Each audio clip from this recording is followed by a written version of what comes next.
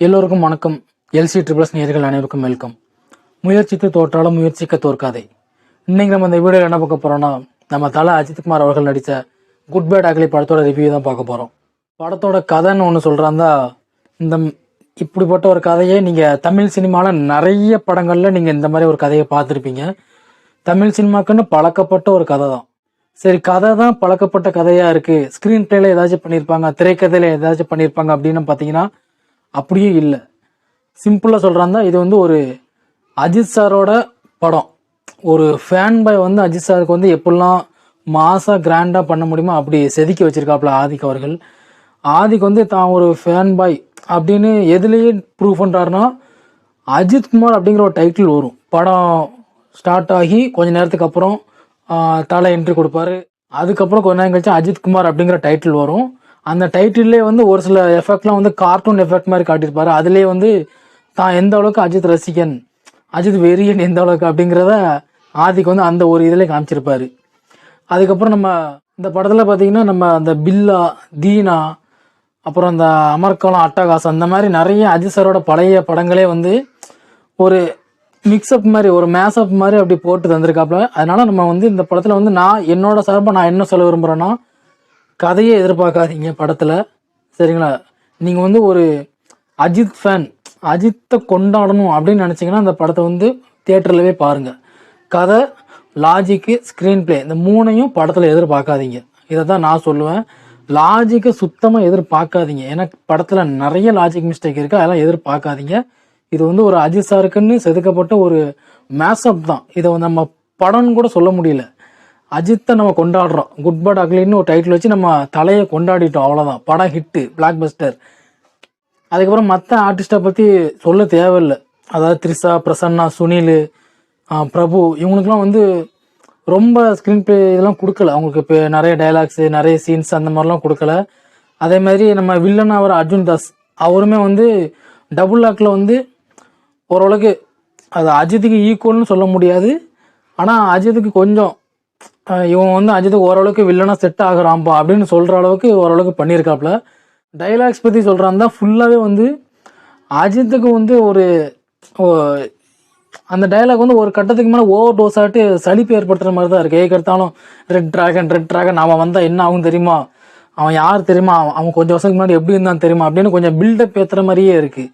First of ஃபுல்லாக வந்து கொஞ்சம் நிறைய ஸ்லோ மோஷன் காட்சிகள், அப்புறம் அஜித் சாரை நடக்க விட்டு மான்டேஜ் காட்சிகள், அந்த மாதிரி தான் இருக்குது. செகண்ட் ஹாஃப் ஃபுல்லாக ரொம்ப பில்டப் அந்த மாதிரி தான் இருக்குது. நமக்கே தோணுது இது அஜித் சார் படம் தான், அஜித் சார் நம்ம கொண்டாடுறோம் தான். ஆனாலும் ஒரு சில டைலாக் நம்ம அடிக்கடி கேட்கும்போது இது ஓவராக இருக்குடா, இது ஓவராக இருக்குது அப்படின்னு தான் தோணுது. அதாவது நம்ம அஜித் சார் ஒரு விஷயத்தில் ஒரு சீனை நம்ம என்ஜாய் பண்ணிட்டு இருப்போம், அந்த சீனுக்கு அடுத்து நம்ம ஆல்ரெடி கேட்ட ஒரு டைலாக் திரும்ப வந்துடும். அந்த மாதிரி தான் இருக்குது. நீங்கள் படம் தியேட்டரில் பாருங்கள், பார்த்தீங்கன்னா உங்களுக்கு புரியும். அதே மாதிரி அஜித் சாருக்கு மாஸ் கொடுக்கணும் அப்படிங்கிறதுக்காக ஒரு சில நெகட்டிவ் கேரக்டர் பண்ணுற ஒரு சில கேரக்டருக்கு வந்து கொஞ்சம் டம்மியே காமிச்சிருக்காங்க. அதாவது இந்த வேதாளம் படத்தில் வில்லனாக வருவார், அவரையும் ஃபஸ்ட்டு ஸ்டார்டிங்லேயே வந்து ஒரு காமெடியின் ரேஞ்சுக்கு அவர் காட்டியிருந்தாங்க. அதே மாதிரி ஒரு மலையாளம் ஆக்டர் இன்டர்வலுக்கு அப்புறம் வில்லனுக்கு ஹெல்ப் பண்ணுற கேரக்டர் ஒன்று வரும். அதுவுமே வந்து நம்ம அஜித் சாரை தான் கொல்ல போகிறோம் அப்படின்னு தெரிஞ்சோன்னா அது கொஞ்சம் பேக் அடிக்கும். வில்லனுக்கு ஹெல்ப் பண்ண வரும், ஆனால் நான் இந்த ஹெல்ப் நான் பண்ண மாட்டேன் அப்படின்னு சொல்லிட்டு அது போகும். அந்த கேரக்டரும் வந்து கொஞ்சம் இவரெல்லாம் மலையாளத்தில் எப்படிப்பட்ட நடிகர், இவர்கிட்ட வந்து இன்னும் கொஞ்சம் நம்ம நடிப்பு வாங்கிக்கலாம் அப்படின்லாம் அவருக்குன்னு தனி சீன்ஸ் கொடுக்கல. அவரையுமே வந்து ஒரு ஜோக்கர் மாதிரி தான் பயன்படுத்தியிருந்தாங்க. இப்போ மியூசிக் வருவோம். மியூசிக் வந்து அதுவுமே ஓவர் டோஸ் தான்.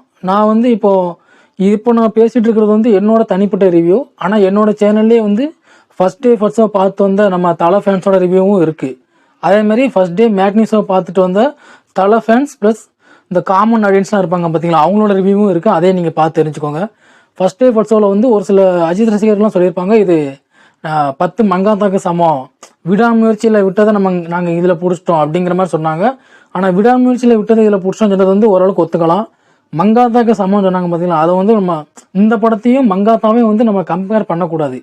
ஏன்னா வந்து மங்காத்தா அப்படிங்கிற படத்தை வந்து வெங்கட் பிரபு கரெக்டாக அந்த டயத்தில் ஃபேன் பேஸ் சம்பவம் எப்படி பண்ண முடியுமோ அந்த அளவுக்கு பண்ணியிருந்தாரு.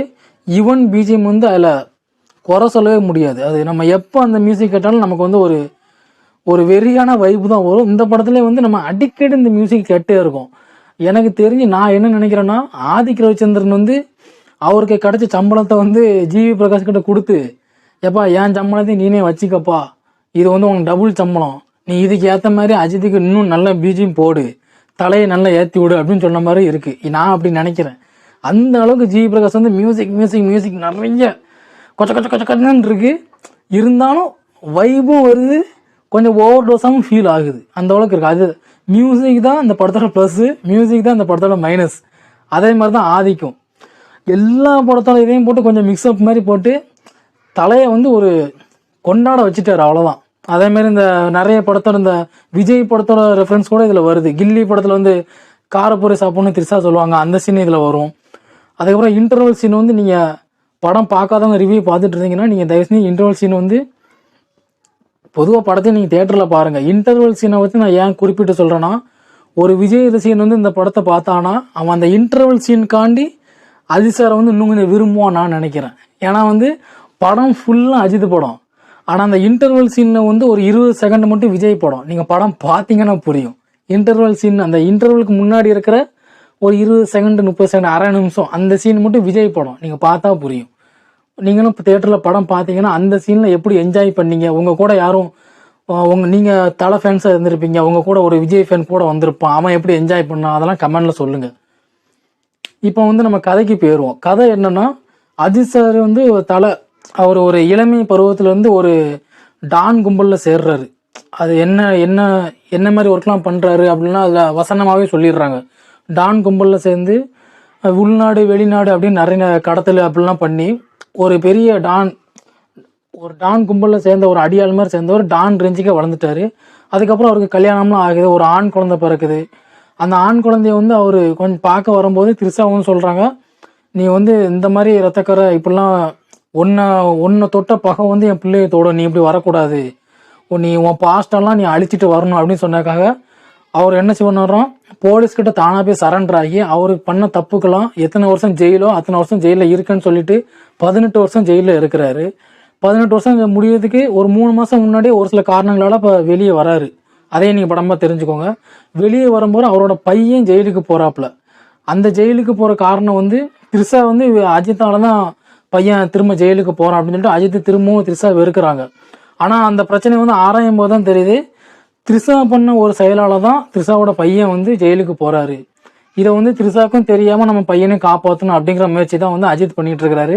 இந்த கதைக்குள்ளே வந்து நம்ம இப்போ நான் இவ்வளோ நேரம் சொன்னோம் பார்த்தீங்கன்னா வைப்பு, அந்த வைப்லாம் வந்துட்டு போகுது. தலையை நம்ம கொண்டாடுறோம். கடைசியில் தான் பையனை காப்பாற்றினாரோ அதே மாதிரி திரிசாக்கு அந்த உண்மை தெரிஞ்சிச்சா, வில்லனை என்ன பண்ணாரு, இதுதான் இந்த படத்தோட கதை. மொத்தத்தில் இந்த குட் பேட் அக்லி படத்தை பற்றி சொல்கிறாந்தா இது வந்து ஒரு பக்கா vibe material. Story, screen play, logic mistake, இதை மட்டும் இந்த படத்தில் தயவு செஞ்சு எதிர்பார்க்காதீங்க. உங்கள் கூட நீங்கள் கூட்டு போகிற உங்கள் ஃப்ரெண்ட்ஸை யாராச்சும் இந்த படம் பார்த்துட்டே இருக்கும்போது இது இப்படிரா, இவன் எப்படிரா அங்கே வந்தான் அப்படிலாம் கேட்டாங்கன்னு வச்சுக்கலாம். அந்த மாதிரி ஃப்ரெண்ட்ஸை வந்து கொஞ்சம் அமைதியாக இருக்க சொல்லி கூட்டுவாங்க. இல்லைனா அந்த மாதிரி ஃப்ரெண்ட்ஸை கூட்டு வராதிங்க. நீங்களே வந்து என்ஜாய் பண்ணிட்டு போங்க. ஏன்னா நிறைய லாஜிக் மிஸ்டேக் இருக்குது, ஆனால் என்ஜாய் பண்ணுவீங்க. பாய்.